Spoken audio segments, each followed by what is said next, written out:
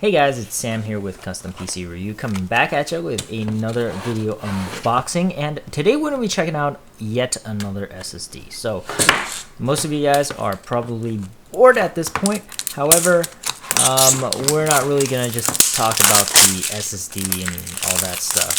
I'm going to try to talk a little bit about the Vertex line of SSDs, and hopefully that'll bring a little more interest into a rather I guess boring unboxing. Anyways, so for those of you guys who know OCZ, you'll know that the Vertex line of SSDs is pretty much going to be their highest performing line of consumer-based SSDs. The Vertex 4, of course, is the 4th generation of this Vertex line of SSD. So you guys remember the first generation of Vertex was actually a very high performing SSD. It was actually using Indelinks is Bigfoot controller, I believe. So that actually made it very, very popular.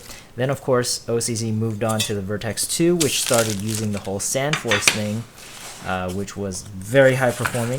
Vertex 3, again, with SandForce, except we're moving to SATA 3 6 gigabits per second now. So, again, very high performing. And now, of course, we are in the Vertex 4, which is now actually using OCZ's newly acquired Indelinks technology, and it's actually using the Indelinks Everest 2 controller. So you guys remember OCZ did release a SSD, the OCZ Octane SSD, which actually contained the Indelinks Everest controller, and of course now OCZ has moved on above the original Everest, and now we are in the 2nd generation of the Everest controller. So OCZ is actually pushing very aggressively in terms of introducing new technologies, especially in their SSD. So this one is using the 2nd generation Everest. What else? Oh yeah, OCZ is also introducing, I believe, the Agility 4 pretty soon as well. If it's not out already, I think it might be. But that will also be using the Indelinks Everest 2 platform as well. And actually, for those of you guys who don't know or haven't heard the news lately, the Indelinks platform controllers are actually turned out to be Marvell-based hardware, except with OCZ's custom firmware on there. So as you all know, Marvell is actually a pretty proven controller, which is definitely good. Anyways, we are going to move on to some benchmarks. And the first benchmark I actually ran was the Asst SSD benchmark. So let's take a look at this. The first thing we see there, of course, is the sequential read and writes. 400 megabytes per second, meh, whatever. Definitely, it's pretty high, but not the highest we've seen.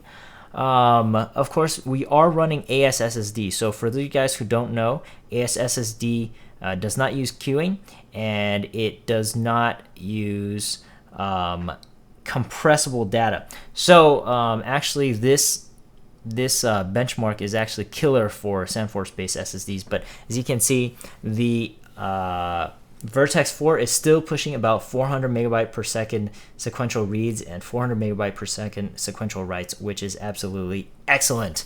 Another thing, of course, if you move down a little bit, is the 4K 64. It says THRD, which is basically QDEP 64. So the numbers here are actually absolutely fantastic. So this SSD is actually going to be great for those of you guys who do a lot of work that needs high QDEPs, maybe a lot of input-output operations and things like that. So this is going to have a very, very high IOPS figure. Moving down to the bottom, of course, we are also going to take a look at that score. And if you look at the combined score, it actually scores a full 1,012 points, which is absolutely absurd fast. I've actually never seen a score like that on a SATA-based SSD. So great work to OCZ. For these guys who are interested in the full review, definitely hop on to the link below in the description box and be sure to check that out. A couple more product shots come along the way, so stay tuned for that. Special thanks to OCZ for providing this drive for review, and I want to thank all of you guys for watching, and I'll catch you guys in the next video.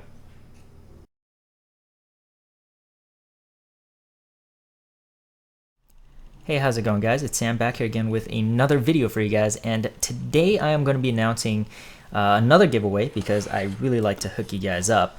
And what I've got is the PH-F140TS fan by Fantex, along with the Fantex PH-TC14PE CPU cooler.